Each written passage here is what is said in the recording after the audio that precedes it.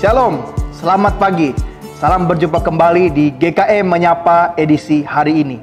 Nah, jemaat yang terkasih dalam Tuhan, hari ini saya ingin menyapa setiap kita dengan membacakan sebuah bagian firman Tuhan yang terambil dalam Filipi pasal yang ketiga ayat 13 hingga 14. Saudara-saudaraku, aku sendiri tidak menganggap bahwa aku telah menangkapnya, tetapi ini yang kulakukan.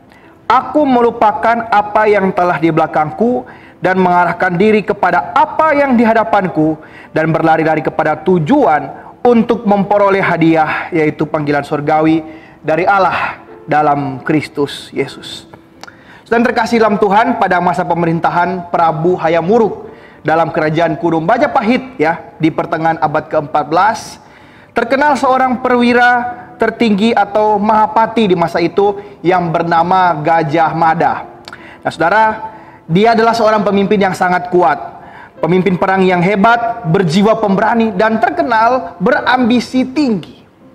Salah satu ambisi tertingginya tertuang jelas di dalam sumpahnya pada waktu penobatan dia sebagai Mahapati.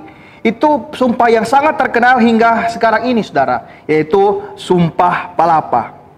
Nah, berikut ini isi Sumpah Palapa ini sebagai berikut Saya bersumpah, sebelum saya bisa menaklukkan seluruh Nusantara, mengalahkan Gurun, Seram, Tanjung Pura, Pahang, Dompo, Bali, Sunda, Palembang di bawah kekuasaan Majapahit, saya tidak akan memakan buah palapa.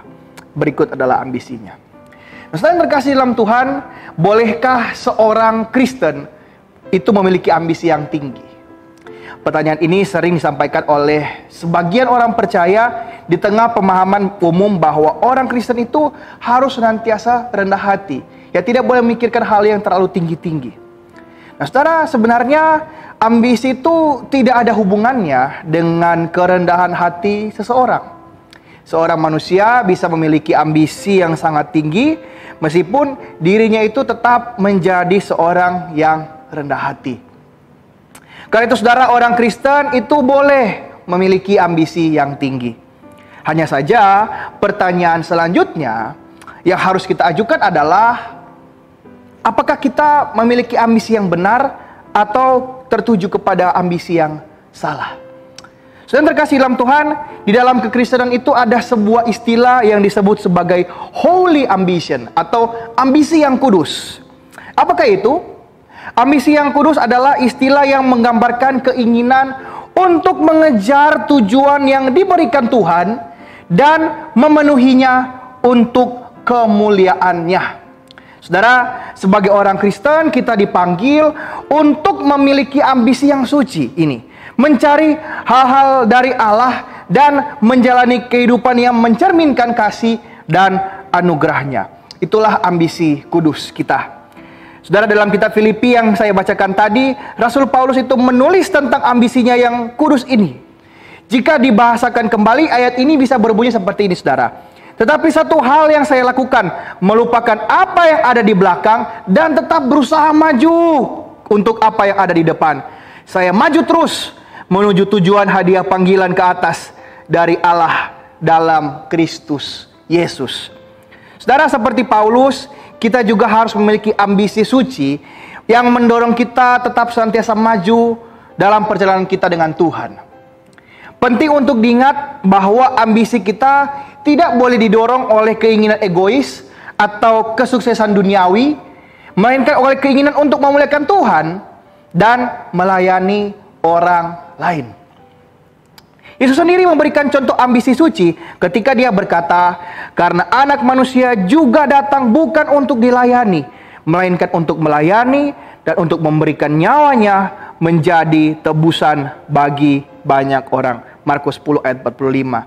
Saudara yang terkasih, saat kita berusaha menjalani kehidupan dengan ambisi yang kudus ini, kita harus mengikuti teladan Kristus dan melayani orang lain dengan kerendahan hati dan kasih karunia.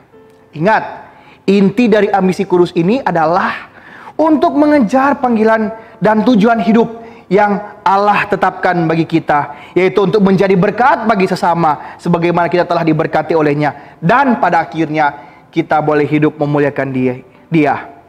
Oleh karena itu, saudara, Sewaktu-waktu kita juga harus bersedia untuk keluar dari zona nyaman kita dan mengambil resiko demi bisa memberkati orang lain dan membagikan kesaksian hidup kita, kesaksian Injil bagi orang lain di lingkungan pekerjaan kita, keluarga besar kita, maupun lingkungan keseharian kita lainnya, baik itu melalui perkataan maupun melalui perbuatan kita.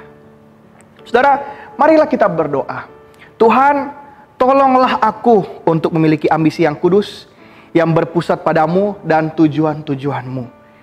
Kiranya keinginanku untuk sukses dan pengakuan digantikan oleh keinginan untuk melayanimu dan mengasihi sesama.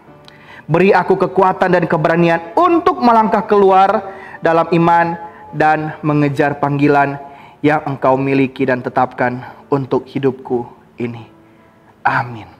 Tuhan Yesus memberkati kita di sepanjang hari ini. Selamat beraktivitas. Shalom.